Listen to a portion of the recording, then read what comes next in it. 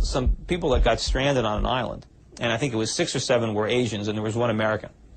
And as soon as they got stranded on the island, they had to divvy up the jobs. And one Asian was given the job of fishing. The other one was hunting. One of them got a job of gathering firewood, you know. So they all had jobs, and the American was assigned the job of eating. And so at the end of the day, they would all gather around and prepare this feast, and the American would sit there and eat it. And he wouldn't eat it all. He'd leave just enough crumbs so he can give it to the 6 Asians so they can go on and repeat it again tomorrow. Spend all day preparing a meal for the American to eat. And now the way modern economists would look at it, they would say, well, this American is vital to the whole island economy. Without him, nobody would have to fish, nobody would have to hunt, nobody would have to gather firewood. I mean, he's creating all this employment on the island. But the reality is, every Asian on an island, his lot in life would be dramatically improved if they kicked the American off the island. Because now they'd have a lot more to eat. Or maybe they wouldn't have to spend all day hunting and fishing, and they can, you know, they can lie on the beach a little bit.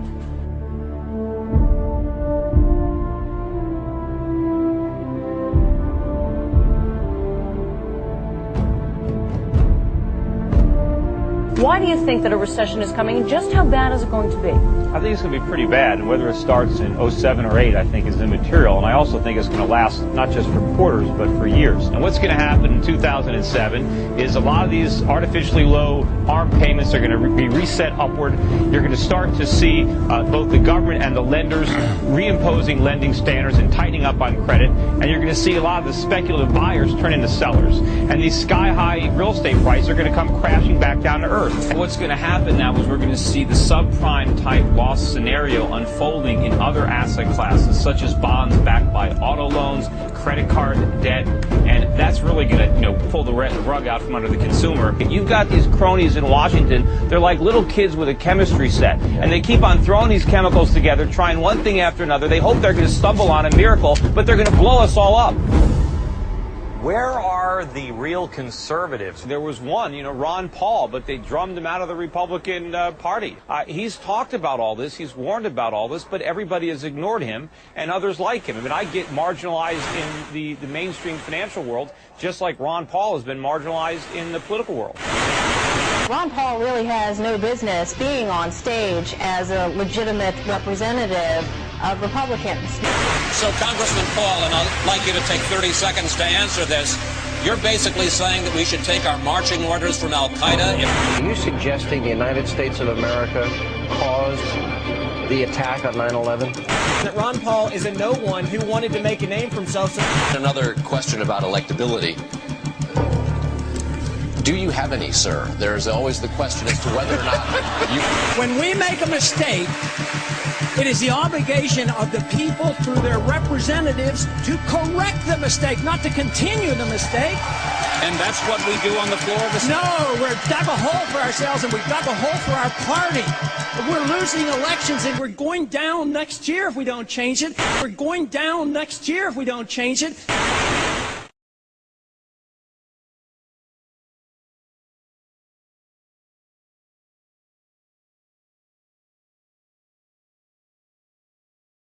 Give this man his due. Back then, in the height of that bubble, in the height of that party, he did. Ron Paul knew and said then that something was wrong with our financial system a long time ago.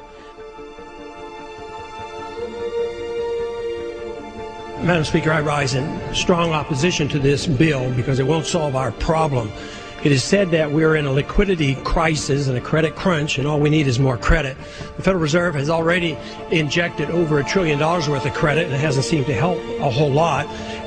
Injecting another $600 or $700 billion will not solve the problem.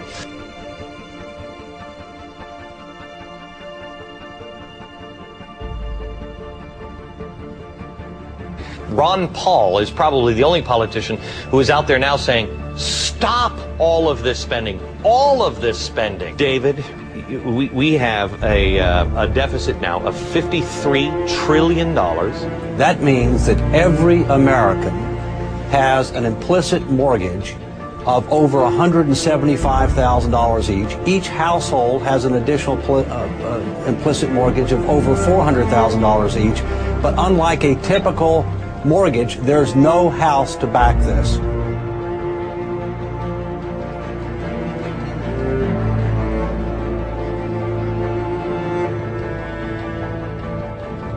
This is the reality of the crisis in the U.S. economy.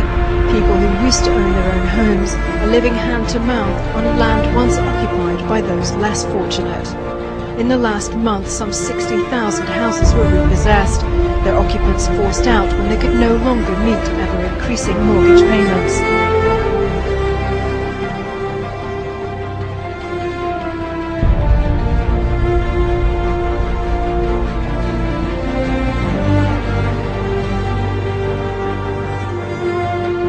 Foreign governments are buying strategically critical American assets and at an alarming rate.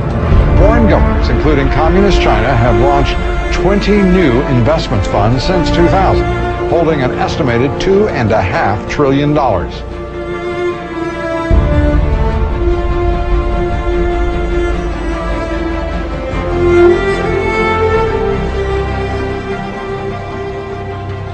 Long term, this is disastrous because everything we're doing here, everything we've done for 6 months, we've already pumped in $700 billion. Here's another $700 billion. This is going to destroy the dollar.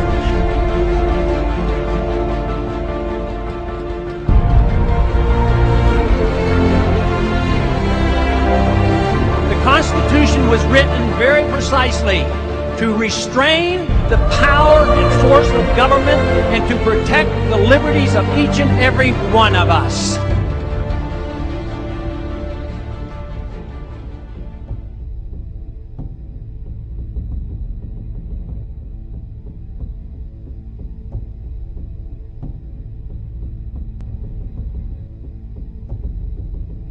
This has nothing to do with free market capitalism. This has to do with a managed economy, an inflationary system, corporatism, a special interest system. For the past several years, everybody thought we had a real economy. We didn't. We had a bubble. All we did is borrow trillions of dollars from the rest of the world, and we blew all the money on consumption.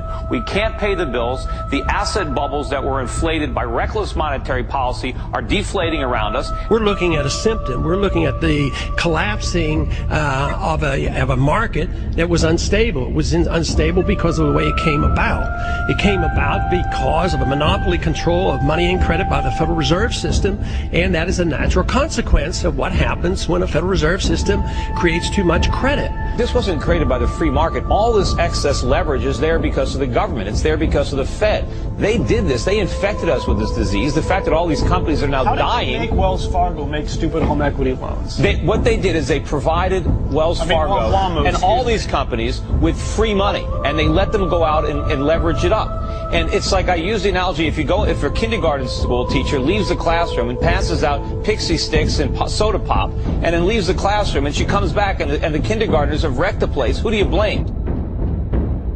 Where do you draw the line with our money?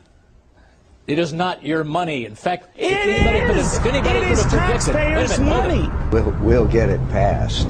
I came back and suspended my campaign. Mr. President, I've received 91,000 phone calls and emails from California. 85,000 of them opposed to this measure. I think if we really do care about the livelihood of our constituents, there's only one vote, and it is yes. But in the end of the day, there's no real separation between Wall Street and Main Street.